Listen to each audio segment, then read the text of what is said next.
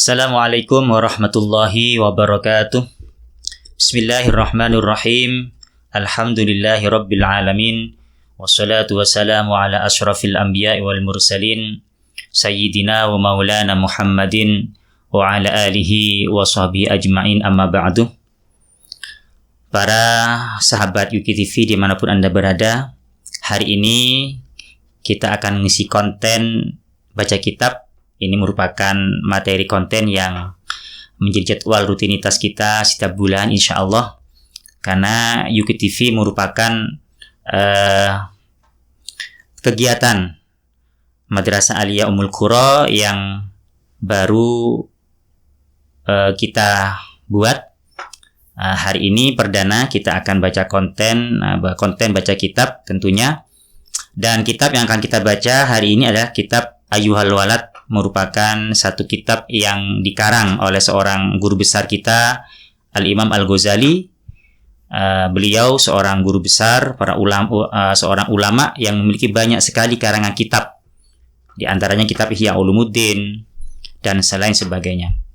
Nah, para sahabat UKTV yang ada dimanapun Anda berada, mungkin kajian kitab ini bisa menjadi khazanah tambahan ilmu bagi kalian semua tentunya, dan bagi seluruh alumni MA Ummul Qura yang sudah ada di mana-mana, mungkin kalian juga bisa melihat dan mengikuti pengajian ini setiap bulan.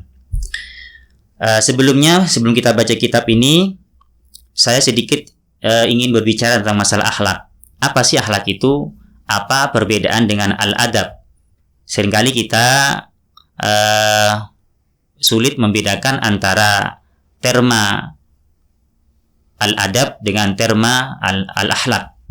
Sehingga seringkali ketika kita melihat ada orang yang punya perilaku yang baik, perilaku yang sopan, bicaranya baik, kemudian tersenyum pada orang lain, kemudian menghormati yang lebih tua, kemudian menyayangi yang lebih muda, maka dia dikatakan sebagai orang yang punya akhlak. Memang betul seperti itu, tetapi secara definisi, secara terminologi bukan seperti itu. Akhlak itu adalah sesuatu yang terkait dengan af'alul qalbi atau pekerjaan hati. Sedangkan al-adab itu ranahnya kepada af'alul jawareh, kepada perbuatan anggota badan. Sehingga ketika kita melihat ada orang lain yang mengucapkan salam ketika masuk ke dalam rumahnya, kemudian ketika ada orang lain tersenyum kepada sahabatnya, kepada saudaranya dan sebagainya, maka itu dalam lingkup al-adab. Sedangkan al-akhlak merupakan terma yang ranahnya terkait dengan af'alul qalbi. Sehingga al-akhlak itu lebih kepada pembahasan tentang masalah perbuatan-perbuatan hati seperti tawakal, sabar, ikhlas, memaafkan orang lain, tidak dengki, dan lain sebagainya. Sehingga ketika kita berbicara tentang materi akhlak, maka yang kita bicarakan adalah bagaimana kita memiliki hati yang baik, hati yang bersih, hati yang diridhoi oleh Allah, mendapatkan petunjuk hidayah dari Allah. Karena hati yang sudah bersih, hati yang sudah mendapatkan nur ilahi, cahaya ilahi, maka akan menampakkan proyektor dalam perbuatan lahiriah manusia itu menjadi orang yang baik. Hati orang yang ikhlas, maka dia akan menampakkan kepada orang lain, dia tidak akan mudah untuk mencari kepentingan, mencari keuntungan duniawi dalam setiap kegiatan-kegiatan baiknya. Dia tidak akan punya pamrih dalam kegiatan-kegiatan sosialnya. Ketika dia berdakwah, maka semata-mata karena Allah. Ketika dia menyampaikan nasihat pada orang lain, maka semata-mata karena Allah. Dia dibayar atau tidak, dia tidak akan berbicara tentang masalah itu ketika hatinya sudah ikhlas. Maka ikhlas menjadi sebuah dasar orang lain dalam melaksanakan sosial kemasyarakatan yang berdasarkan terhadap kebaikan-kebaikan murni karena Allah, bukan karena yang lainnya. Orang yang sabar, maka ketika dia menghadapi sebuah masalah dalam hidupnya, akan tampak dalam lahiriah dirinya sesuatu yang sangat baik. Dia tidak akan mengungkapkan kalimat-kalimat yang tidak baik, menyampaikan kata-kata yang berupa caci makian pada orang lain. Kenapa? Karena dia sudah didasari dengan hati yang sabar. Begitu pula yang lainnya. Jadi hati ini ketika sudah baik, karena sudah memiliki akhlak, maka akan tampak dalam sisi zahir manusianya menjadi orang yang baik. Tetapi sebaliknya, ketika hati kita sudah tidak baik, maka juga akan tampak dalam zahiriyah seorang manusia apa yang ada dalam hatinya. Walaupun tidak semuanya seperti itu. Kadangkala ada juga manusia yang adabnya baik, tata keramanya baik secara zahir, dia punya hati yang tidak baik. Semisal contoh misalkan begini, ada seorang pencuri misalkan.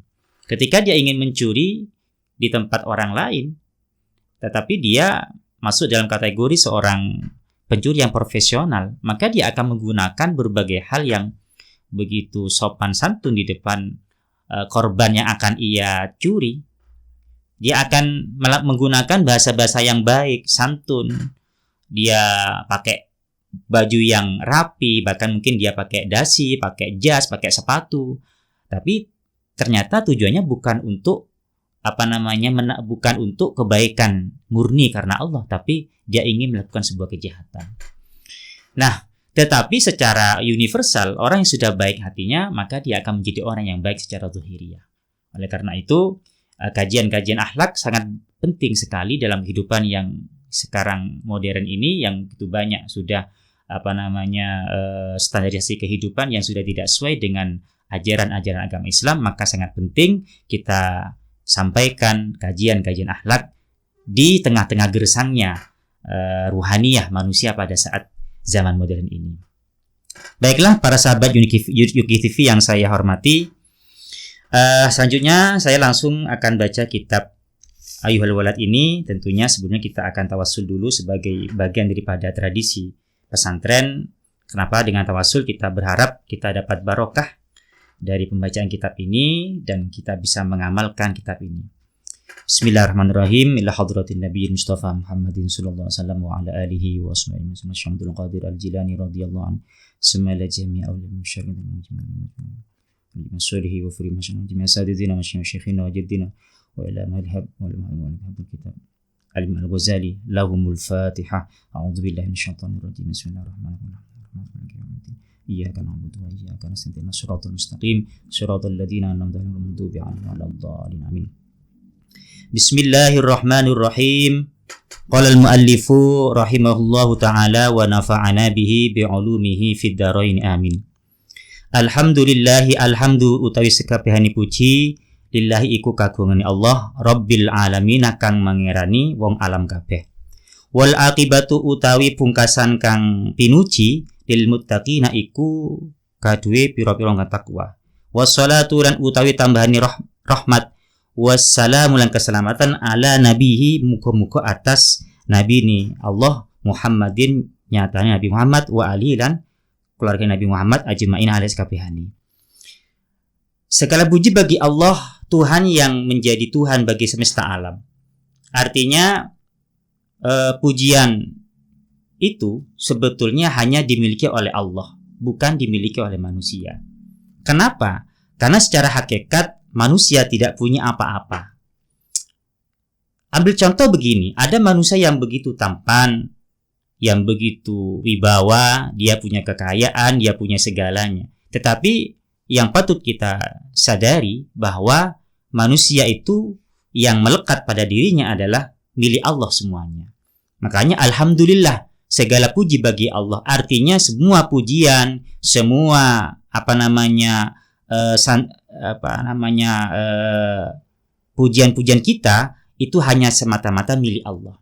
Artinya manusia yang punya hal-hal yang bersifat duniawi itu adalah milik Allah, sehingga dia tidak punya hak untuk menerima pujian. I'lam warwasira ayyuhal waladu, he anak kula, wal muhibbul aziz lan wong kang demen kebagusan, al aziz kang mulya. Atadallahu mugi-mugi ndawaaken Allahu setan Allah baka ing umuri panjenengan bi taatihi kelawan taat ning Allah. Wasalaka lan ngelakuaken sinten Allah bika kelawan jenengan sabilal ahibbaihi ing dalane pira-pira kekasihne Allah. Anna mansyurul nasihati satuhuni pitutur kang jembar. Iyuk tabu iku den tulis apa mansyurul nasihah min ma'dani risalah sak ing dalam jeruni kitab. Ingka nalamun ono apa kelakuan kot balago iku teman-teman temuka ka ing sira minhu saking ma'dinal risalah nasihatun apa nasihat fa ayu hajatin maka utawi endi-endi hajat laka iku kadwi sira fi nasihati ing den maksud ingsun welam ya buluka lan lamun ora temuka ka ing sira fakul maka ngucap sira ingsun mada ing apa hasaltu ngasalaki ingsun fi hadis sinina enten iki la pira-pira taun al-madiyah kang sampun kelewat.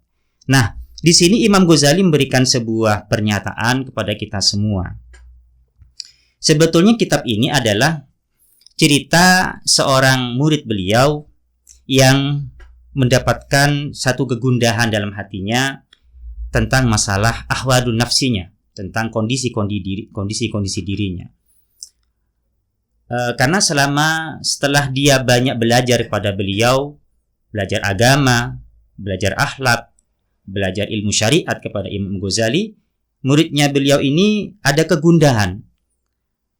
Kemudian beliau menyampaikan kepada Imam Al-Ghazali untuk memberikan sedikit wejangan nasihat kepada beliau bagaimana agar menjadi orang yang baik, menjadi orang yang taat, takut kepada Allah, dan menjadi orang yang dekat dengan Allah. Maka kemudian Imam Ghazali menyampaikan, wahai anakku, semoga Allah memberikan engkau umur yang panjang dalam ketaatan dan Allah memberikan petunjuk kepadamu untuk terus melangkah di jalan-jalan Allah. Kemudian beliau menyampaikan kepada muridnya dalam risalahnya itu, kalau sudah sampai kepadamu nasihat yang datangnya dari Al-Quran, dari Al-Hadis, terus apa butuhnya kamu minta nasihat kepadaku? Apa kebutuhanmu? Apa yang perlu kamu butuhkan dariku? Ketika engkau sudah mendapatkan nasihat dari Al-Quran dan Al-Hadis. Tetapi ketika kalau engkau tidak mengaku tidak sampai kepadamu nasihat dari Al-Quran dan Al-Hadis, maka apa yang telah kau hasilkan selama bertahun-tahun belajar ilmu agama kepadaku?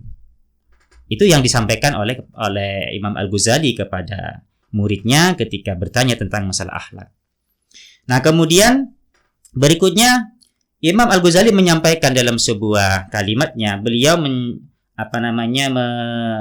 mengutip satu sabda Nabi yang berbunyi begini. Alamatu iradillahi ta'ala anil abdi istighalu bima la ya'nihi. Utawi tetengere ngedohani rahmati Allah anil abdi saking kawula istighalu iku ketungkule al abdu bima kalan barang layak ni kang ora manfaat apa mahu ing al abdu. Di antara tanda-tanda bahwa Allah sudah menjauhkan hambanya dari rahmatnya adalah ia disibukkan dengan sesuatu yang tidak berfaedah.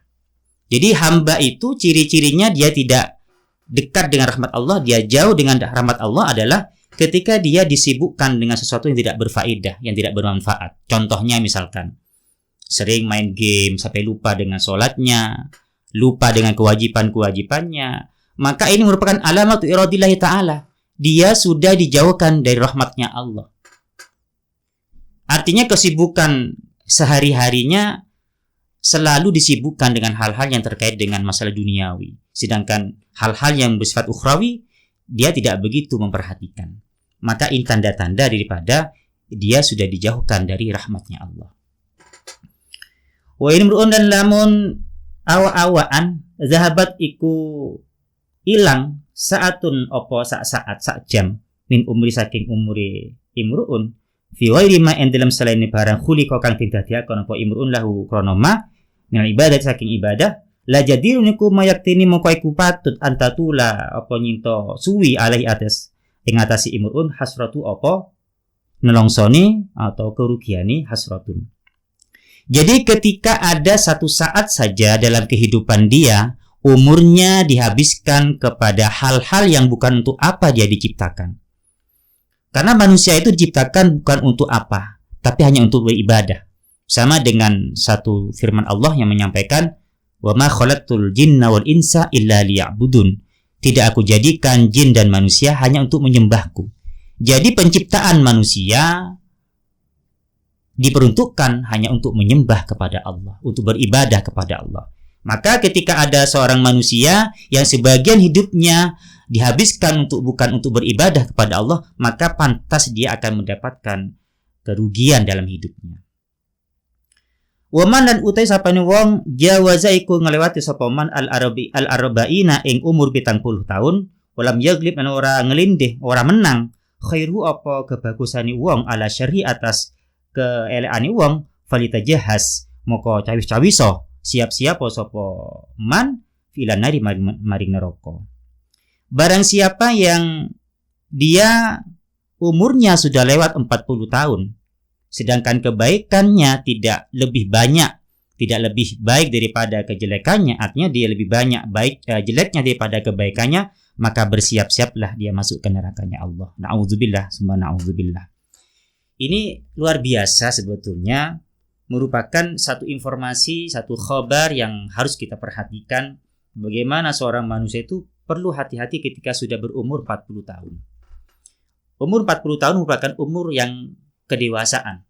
Nabi kita, Nabi Muhammad SAW, diangkat menjadi seorang nabi, mengemban risalah adalah ketika beliau sudah mencapai umur 40 tahun.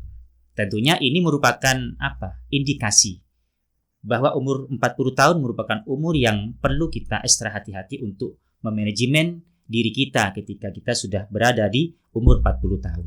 Makanya Nabi juga menyampaikan, bila ada orang yang di umur 40 tahun ke atas ternyata dia masih lebih banyak perbuatan jeleknya daripada perbuatan baiknya, artinya dia lebih banyak menyibukkan dirinya dengan hal-hal yang bersifat duniawi, maka ada satu ancaman peringatan di Nabi, maka bersiap-siaplah dia berada dalam kelompok ahlun nar. Alhamdulillah. Nah, ini mungkin yang perlu kita perhatikan, yang perlu kita cermati, bahwa hidup bukan untuk menikmati kehidupan, tetapi bagaimana hidup kita ini bisa kita nikmati dalam beribadah kepada Allah. Para sahabat Yoki TV dimanapun Anda berada, dan para alumni yang sudah ada di tempat kerja masing-masing dimanapun Anda berada, mungkin ini saja yang bisa saya sampaikan. Mudah-mudahan konten baca kitab ini memberikan manfaat dan barokah kepada pemirsa sekalian. Dari saya mungkin ada hal-hal yang kurang berkenan, ada kalimat yang salah, mohon maaf yang sebesar-besarnya. Wassalamualaikum warahmatullahi wabarakatuh.